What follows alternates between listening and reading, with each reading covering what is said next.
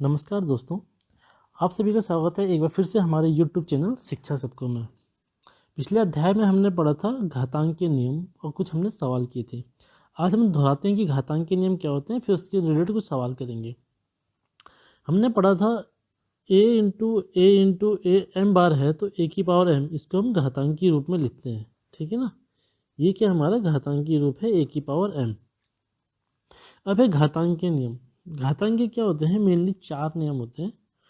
कुछ एक आध चीज़ें और हैं वो हम डिस्कस कर लेते हैं। अगर ए की पावर m इंटू ए की पावर n, जिसमें दिख रहा है ए की पावर m इंटू ए की पावर n, तो ए की पावर क्या हो जाएगा m प्लस n। ऐसी अगर है ए की power m divided by a की पावर n, तो इजिकल टू हो जाएगा ए की पावर m माइनस n, जैसे कि आप देख पा रहे हैं।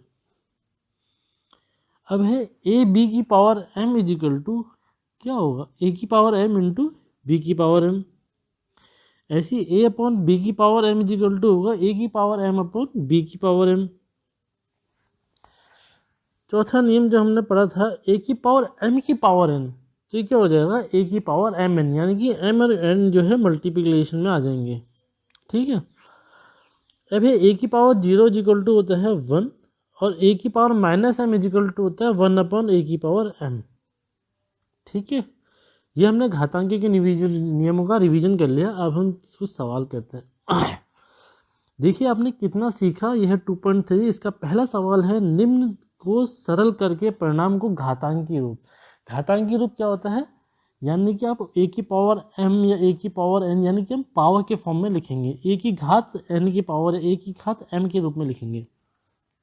तो पहला सवाल है हमारा 7 की पावर 2 इंटू 7 की पावर 3 क्या होता है, इसका फॉर्मूला क्या है, ए की पावर m इंटू ए की power n is equal to A की power m plus n।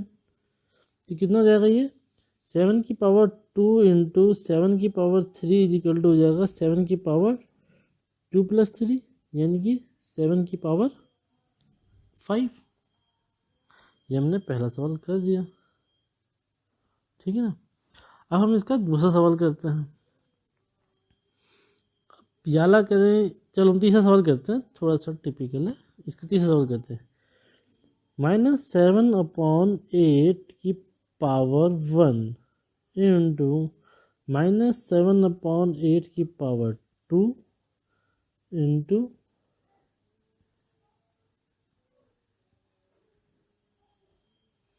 -7 upon 8 की पावर 3।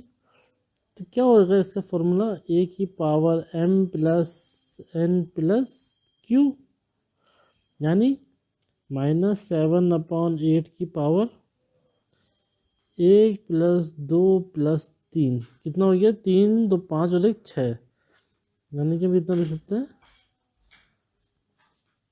6। ठीक है, चलिए अब तीसरा सवाल करते हैं। दूसरा सवाल है हमारा, निम्न को सरल करके परिणाम को घातांकी रूप में लिखिए। देखिए जो सवाल आ रहे हैं वो सब घातांकी रूप के ही आ रहे हैं।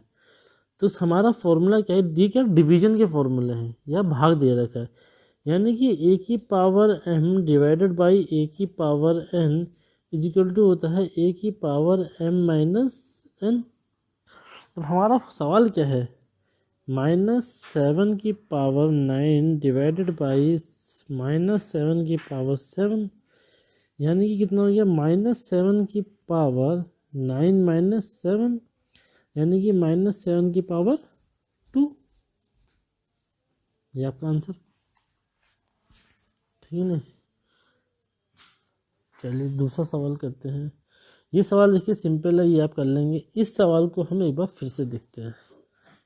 क्या है ये, -7 अपॉन 3 की पावर 18 डिवाइडेड बाई -7 अपॉन 3 की पावर 3, यानी कितना हो जाएगा ये, -7 अपॉन 3 की पावर 18 माइनस 3, यानी कि -7 अपॉन 3 की पावर 8 में से 3 गया 15। ये हमारा आंसर हो गया। ठीक है,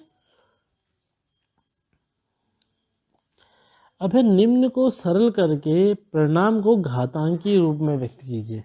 देखिए जो सारे सवाल आ रहे हैं वो हमारे क्या घातांकी रूप के आ रहे हैं। तो अभी हमने क्या पढ़ा था कि ए की पावर m की पावर n इजिकल टू कितना होता है, ए की पावर m इंटू n।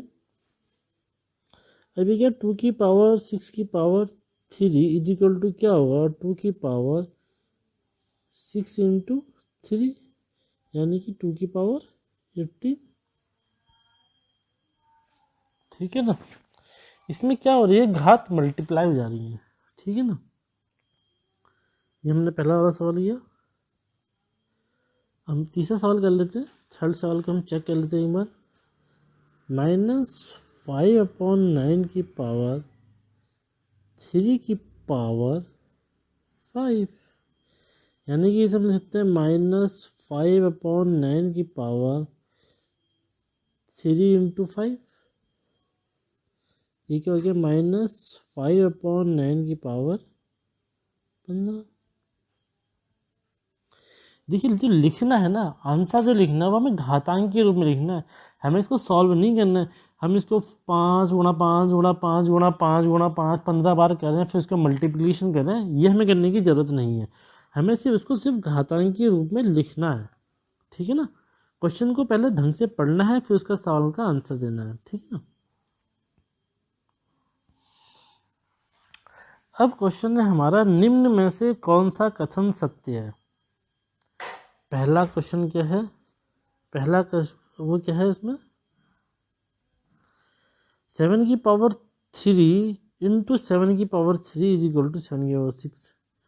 तो क्या होता है इसका आंसर, ए की पावर m इंटू ए की power n is equal to A की पावर m प्लस n, है नहीं।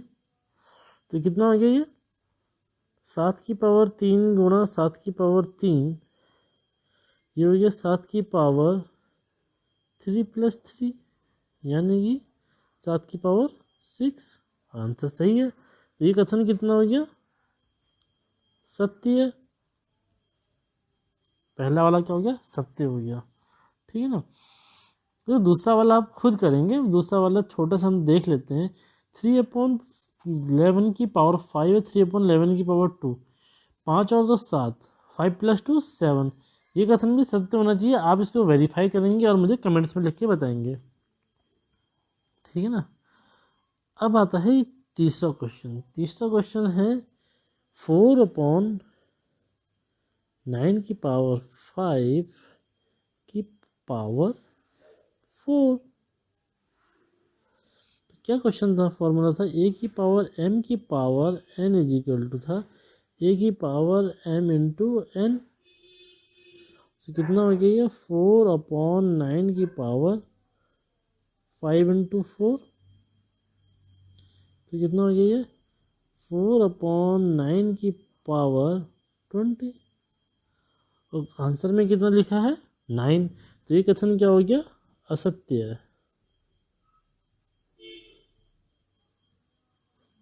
ठीक है ना, असत्य है ये थर्ड वाला क्वेश्चन में गया। फोर्थ वाला क्वेश्चन, ठीक है ना, फोर्थ वाला क्वेश्चन जो है ये आप लोग स्वयं ट्राई करेंगे। ठीक है ना। और मुझे कमेंट्स में इसका आंसर लिख के बताएंगे कि ये सत्य है कि ये असत्य है। ठीक है ना। ठीक है। तो इसी के साथ हमारी ये एक्सरसाइज पूरी हो गई है। ठीक है ना। अगले अध्याय में, अगले लेक्चर में हम पढ़ेंगे घातांक के कुछ और चीज़ें, घातांक के बारे में कुछ और इंटरेस्टिंग फैक्ट। ठीक है ना।